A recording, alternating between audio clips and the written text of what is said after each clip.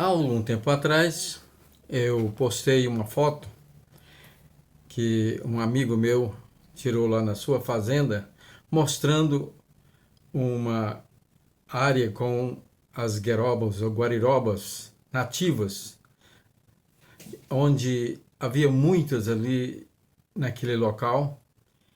E eu fiz um comentário sobre a importância dessa palmeira e destaquei ali sobre o fato de elas alimentarem as araras. Quando eu era criança, vivendo na fazenda, em áreas lavoura de cafezais, né? Ali a gente via as araras nas guerobas comendo então o coco, né? A polpa. E alguns dizem que elas têm um bico tão de uma pressão tão forte como um alicate que corta até mesmo o coco para comer a castanha.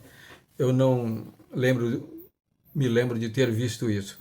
Mas o que eu quero destacar hoje é sobre uma triste realidade que eu denominaria de a tragédia das araras, né? É interessante que com o desmatamento das áreas de cerrados e matas ciliares, onde existem várias espécies que servem de alimento para elas, né?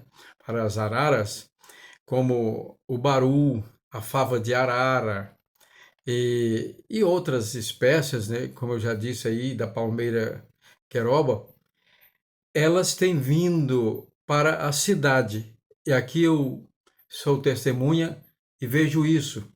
Elas vêm alimentar-se dos frutos das sete copas. Né?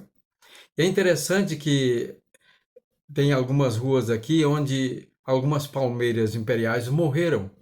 E elas então fazem ninhos ali naquele tronco morto, no oco do tronco. E como as araras são uma espécie de aves de de vida longa, até 60 anos, então elas são vistas sempre e são monogâmicas. São casais que estão juntos, são fiéis para toda a vida. E o que eu quero destacar é que aqui sempre, às vezes eu ouço ainda deitado, dois casais que passam com aquele alardeado delas, né? Aquele, aquele ralhado, vamos dizer assim, estridente. E sempre eu vejo elas aqui nas sete copas ou em outras árvores. E outro dia eu fiquei assim preocupado porque só haviam três. Uma estava sozinha. E lá no sítio onde eu moro, na região da Serra da Sentinela, ou Serra do Guardamora, município de Jalpaci, ali esse tempo atrás eu vi quando elas passavam de manhã para ir para as veredas, lá por cima da minha residência, e um dia eu comecei a ver uma só indo e voltando, sozinha, solitária. Agora, ali tem uma vereda, tem alguns buritis que morreram, dois casais chocaram ali. E eu tenho observado ultimamente que agora só existem três. Quando elas voam, vão o casal e a outra sozinha. E então são três casos.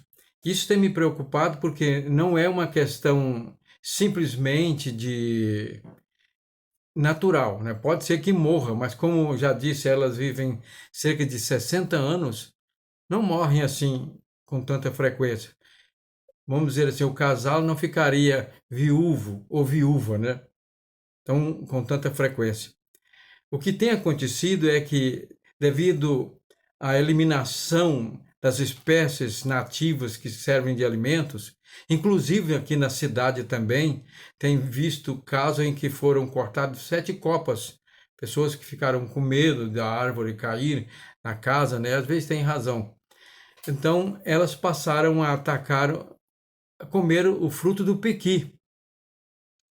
E isso tem incomodado muitas pessoas, porque o piqui hoje, nessa época, é uma fonte de renda. E as pessoas vigiam de todo jeito. E, infelizmente, estou falando de casos que não é uma denúncia, não é um discurso antigovernista, sobre a questão de meio ambiente. Muito antes dessa onda ecológica, eu já tinha essa consciência, porque a própria Bíblia é quem desperta em nós o sentimento de proteção ecológica. Vemos lá, quando Moisés deu a lei para Israel, havia ali alguns mandamentos que proibiam até as crianças de tocar nos ninhos das aves, né? E ao colher a lavoura, tinha que deixar os cantos da lavoura com ali o trigo, o cereal, para que as aves pudessem comer. E então vemos também aí os frutos, deixava frutos para os animais. Então, a nossa intenção não é fazer um discurso nem uma denúncia, porque isso compete às autoridades competentes, defender o meio ambiente, mas mostrar a minha preocupação e a dor que tenho sentido de ver isso, né? Como eu estava dizendo, por causa desse ataque aos pequis, algumas pessoas têm matado, né, as araras.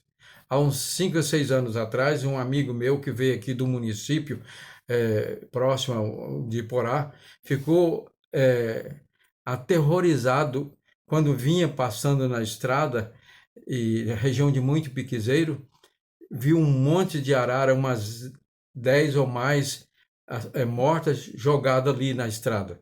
Talvez alguém tinha feito aquilo ao ouvir o barulho do veículo e escondeu.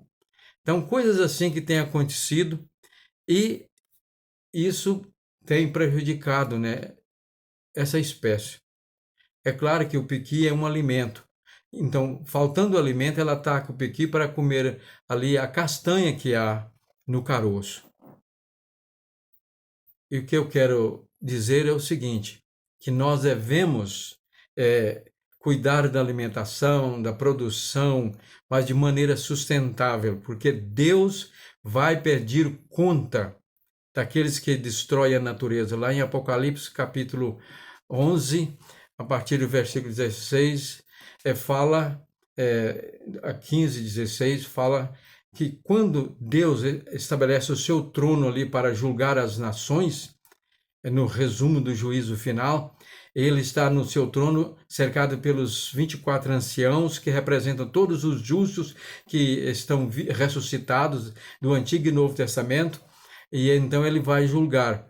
E há então aquele louvor ali daqueles seres celestiais, dizendo: graças te damos, ó Deus, porque agora o Senhor destrói aqueles que destruíam a terra. Deus criou, o homem colocou na terra para cuidar dela, preservar o meio ambiente, proteger os animais, viver de maneira sustentável, numa simbiose em perfeita harmonia com a natureza e todos a fauna e flora. Que as pessoas tenham mais consciência. Não faça isso. Não destrua, né, a natureza. Outro dia, passando aqui na porta da feira que fica perto de casa de manhã, na segunda-feira, para comprar pão na padaria, tinha um senhor colocando aquelas cascas de piqui, era um monte de casca de piqui, jogando dentro da caminhonete. Como éramos conhecidos, né? Ele, então, conversamos ali, ele disse que era para servir de alimento para o gado, que era um grande nutriente, as cascas do piqui. Ele usa uma expressão que eu vou repetir aqui, abre aspas, né? O piqui é um grande alimento, né? A casca dele para os animais, mas os bandidos estão destruindo tudo para plantar a soja. Fecha aspas. É claro que nós temos que produzir e desenvolver, que se o país fosse depender da agricultura familiar, não é que eu estou desfazendo, mas se fosse só dela, nós estaríamos passando fome. Mas que tenhamos consciência. E concluindo, esse amigo meu comprou essa fazenda aqui, só numa área de campo, tem mais de 200 pés de piqui. E ele estava me mostrando e disse: eu não vou cortar um só pé desses piquizeiro, né? Ali cria o gado, mas naquela área é para pastagem e jamais ele vai desmatar. Boa atitude, boa postura que deve ser imitada por todos nós.